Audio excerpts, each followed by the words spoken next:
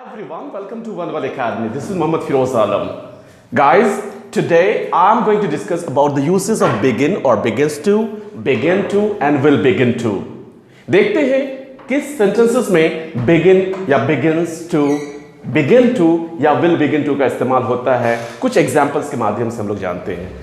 जैसे अगर मैं बोलता हूँ कि वो हंसने लगता है, वो दौड़ने लगता है, वो खेलने लगता है, तुम पढ़ने लगते हो, वो रोने लगती है, वो सोने लगती है, वो जागने लगती है, वो खेलने लगती है, वो पढ़ने लगती है। ऐसे सेंटेंसेस में हम लोग बिगिन का इस्तेमाल करते हैं। अगर पास में इसी चीज़ को देखें कि वो खेलने लगा, वो सोने लगा, वो दौड़ने लगा, हम हंसने लगे, तुम रोने लगो, राधा जाने लगी, इस टाइप का सेंटेंस करते हैं तो वहाँ हम लोग बिगिन टू का इस्तेमाल करेंगे। वही चीज़ अगर पास फ्यूचर में करेंगे, वो हंसने लगा, वो हंसने लगा, वो हंसने लगेगा, वो जाने लगेगा, वो खेलने लगेगा, वो पढ़ने लगेगा, वो दौड़ने लगेगा, वो सोने लगेगा, वो कूदने लगेगा, वो रोने लगेगा। इस टाइप का सेंटेंस में हम लोग विल बिगिन टू का इस्तेमाल करते हैं। ये ज़्यादा बेहतर होगा अगर मैं कुछ एग्जांपल्स दे करके आप लोगों को समझाऊं। जैसे पहला वाला है बिगिन या बिगिंस टू। जैसे इसके लिए हम एक सेंटेंस लिखते हैं, जैसे वह हंसने लगता है, वो हंसने लगता है।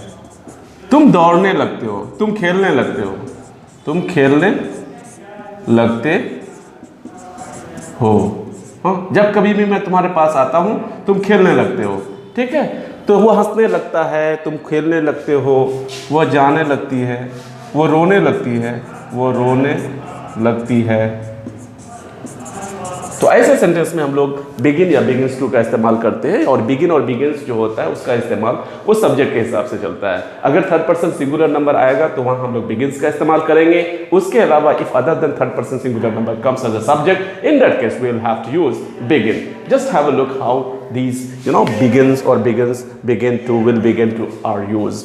वो हंसने लगता है तो क्या होगा? He begins to laugh. He begins to laugh, क्योंकि ही क्या है? थर्ड पर्सन सिंगुलर नंबर है। तुम खेलने लगते हो, you begin to play, तुम खेलने लगते हो। वो रोने लगती है, she begins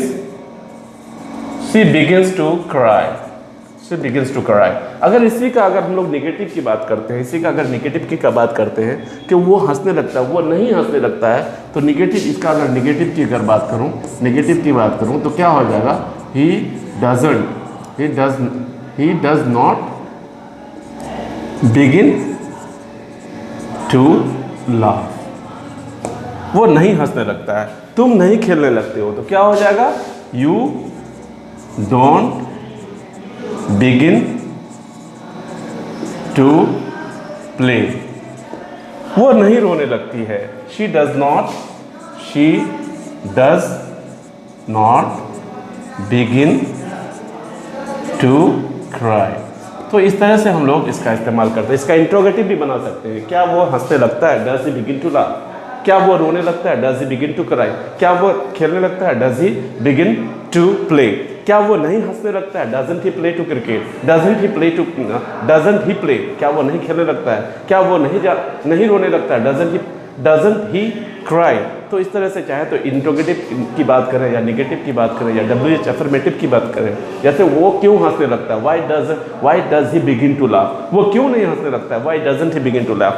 चाहे हम लोग इसका, तो ऐसे सेंटेंस में हम लोग अफर्मेटिव भी बना सकते हैं, नेगेटिव भी बना सकते हैं, इंट्रोगेटिव भी बना सकते हैं, इंट्रोगेटिव नेगेटिव भी बना सकते हैं, WH अफर्मेटिव भी बना सकते हैं, WH नेगेटिव भी बना सकते हैं। सारा सेंटेंस इसमें पॉसिबल है, बना सकते हैं। पहला जैसे ही बिगिंस टू लाफ, वह अफर्मेटिव क्या है? वो हंसने लगता है, affirmative, he begins to laugh. इसका negative, he does not begin to laugh. इसका अगर इंट्रोगेटिव की अगर बात करूं, does he begin to laugh. इसका इंट्रोगेटिव की, नेगेटिव की अगर बात करूं तो doesn't he begin to laugh. इसका WH अफर्मेटिव की बात करूं, why does he begin to laugh. इसका WH नेगेटिव की अगर बात करूं, why doesn't he begin to laugh. तो इस तरह से प्रेजेंट में इसका इस्तेमाल करते हैं। अब हम लोग देखते हैं बिगिन टू की। बिगिन टू ज़्यादा एग्जाम्पल्स नहीं देंगे, सिर्फ 2 एग्जाम्पल्स देंगे, उसमें आपको अच्छी तरह समझना है। वो अब यहाँ बिगिन टू, वो हंसने लगा, वो हंसने लगता है, ही बिगिंस टू लाफ। वो हंसने लगा, वह हंसने लगा, तुम रोने लगे। वो हंसने लगा, तुम रोने लगे। क्या होगा भाई? वो हंसने लगा तो क्या होगा? वह मतलब ही, क्योंकि हम लोग बात करते हैं पास्ट का, तो he began to laugh, he began to laugh. तुम रोने लगे तो क्या होगा, यू बिगिन का सेकंड फॉर्म बिगिन होता है, बिगिन टू क्राई। अगर इसी का निगेटिव की अगर बात करूं तो क्या होगा, क्योंकि हम लोग जानते हैं जब कभी भी हम लोग मतलब सिंपल पास्ट की बात करते हैं, when you talk about simple past tense and if we have to give the negative form of simple past tense, the structure followed is subject plus did plus not plus verb 1. So see, just have a look over these two sentences. He began to laugh, तो ये क्या है, ये past में जाएगा, तो इसका negative की अगर बात करूं तो did का इस्तेमाल करेंगे। तो क्या होगा, he began to laugh का नेगेटिव अगर करेंगे तो क्या होगा, इसका अगर नेगेटिव की अगर बात करूं तो क्या होगा, he did not begin, क्योंकि जब कभी भी did does do आता है उसके बाद verb 1 का इस्तेमाल करते हैं, तो he did not begin to laugh, वो नहीं हंसने लगा। तुम नहीं रोने लगे तो क्या होगा, you did not begin to weep, तुम नहीं रोने लगे, वो नहीं हंसने लगा। अगर इसका इंट्रोगेटिव की अगर बात करूं, जैसे पहला पकड़ता हूं, वो हंसने लगा, he began to laugh, वो नहीं हंसने लगा, he did not begin to laugh। अगर इसका इंट्रोगेटिव की बात करूं तो did he begin to laugh। अगर इसका इंट्रोगेटिव नेगेटिव की बात करूं तो didn't he begin to laugh। अगर कहेंगे कि वह क्यों हंसने लगा, अब WH affirmative, why didn't he begin to laugh, वो क्यों नहीं हंसने लगा, why didn't he begin to laugh। तो इस तरह से हम लोग begin to का इस्तेमाल करते हैं। अब बात करते हैं थर्ड वाला, फ्यूचर की बात करते हैं। थर्ड वाला में क्या है, will begin to, हाँ, वो हंसने लगेगा, वो हंसने लगेगा, हाँ, तो क्या होगा, he will begin to laugh।